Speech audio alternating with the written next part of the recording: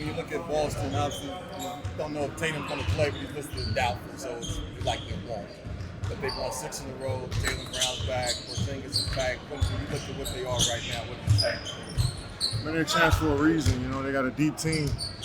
It feels like either one of those guys have been out all season and they kept it rolling. Either Drew, Porzingis,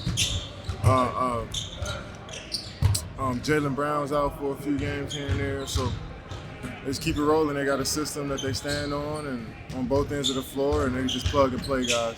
When you look at this recent stretch you've had, I think you averaged 35 in the last 3 games. When you're on a heater like this, is your mind going, okay, let me keep it rolling, or just play, and then whatever happens after? No, I'm not going into games expecting anything. I just go out there and play, just let the game flow how it flows.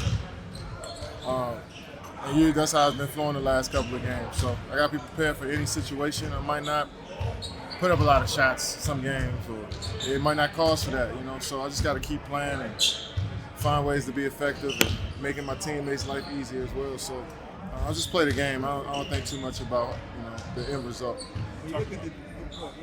Talk about the other night, just how shifted energy was in the locker room. Just how everybody was kind of coming together. I don't make sure that's sustainable for the last stretch of the season. I felt like we always been a tight group. I feel like we always had each other's backs. Like I've been saying, I mean, a lot of this stuff didn't have to do with chemistry or guys didn't like each other. It was just sometimes we just didn't have the right scheme that night, or we didn't make threes that night, or, you know, it was just a basketball on the floor problem sometimes why we didn't succeed as a team. But I think the overall locker room and chemistry always stayed at the top level. And I think that's what makes, you know, good locker rooms is that regardless of the tough stretches you go through, you know, guys remain close as friends, as men, as teammates. So I never questioned that, even with losing streaks. But I think we are coming together on the defensive side of the ball, switching some stuff, you know, getting our hands on the basketball, getting some steals.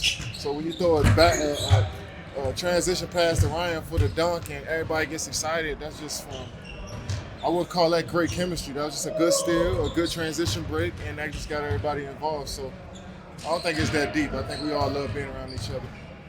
You mentioned Book's playmaking the other night. I think he's averaging like 10 assists over the last couple of games. What are you noticing as far as the way the offense is flowing for him and just in general? Yeah, I just think he's seeing the floor at a all-time rate, whereas the game is slowing down. He's seeing stuff before it opens up. He knows exactly what the offense is, so he can dictate an assist before the play even starts, you know. So that's just an experience thing, it's a confidence thing, and, you know, being able to just affect the game in different ways outside of scoring. You mentioned the body language and the chemistry that fans kind of look at those moments and judge the team based on that. What do you feel is kind of missing from that whole conversation?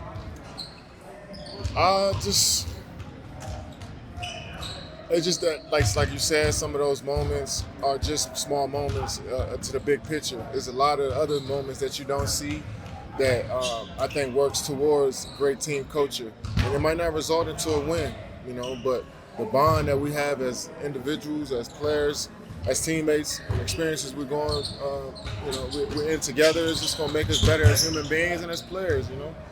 And we wish we had more W's, you know, to pile on top of that to make the whole chemistry, brotherhood thing just even bigger and better and sound better. But regardless of the losses, I think our bond as teammates has grown through that. You can see in, you know, how we'd be able to bounce back some games and how we were able to still try to figure it out regardless of what our record is. That shows that we got solid chemistry in the locker room. When you look at Royce O'Neal, and he's been kind of the go-to guy in those late game situations, inbounding the ball, what stood out to you, just the success that he's found in that position? Yeah, just an underrated passer, a guy that can, you know, kind of put the ball on target a lot. Playing with him in Brooklyn, he really opened my eyes to how good of a passer he is. You know, so I knew he would come here and make the right reads. And, I think he's a future a former quarterback too, so that helps.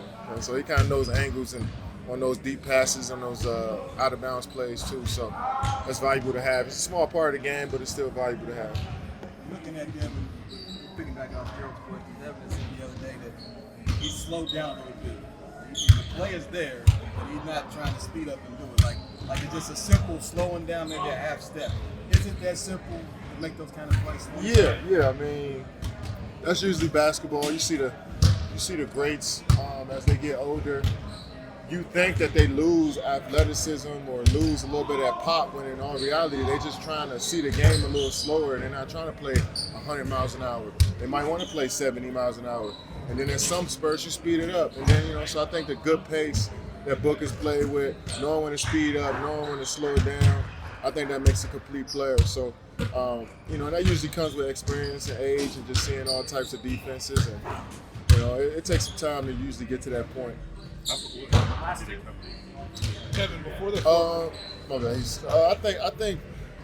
I mean, when you get in the playoffs early as a player and you see, different defenses every round, you realize you can't play 100 miles an hour and run into a trap or run into 3 or 4 different guys or even run into an injury sometimes, So, we definitely want to use your athleticism and always, make those highlight plays, but more times than not, basketball is about pace and about timing and about angle. So you want to make sure you don't pass up on that by playing 100 miles an hour. Before the 4-game winning streak, Oso said you guys need to embrace being desperate on the court. How do you think you guys have done that? Yeah, I think we've done a better job of trying to finish possessions off on the defensive side of the ball, whether it's diving after a loose ball, chasing down the block. I think we're just making those extra effort plays that we've seen in spurts throughout the year, but I think we are more consistent the last few games. We got to try to build on that.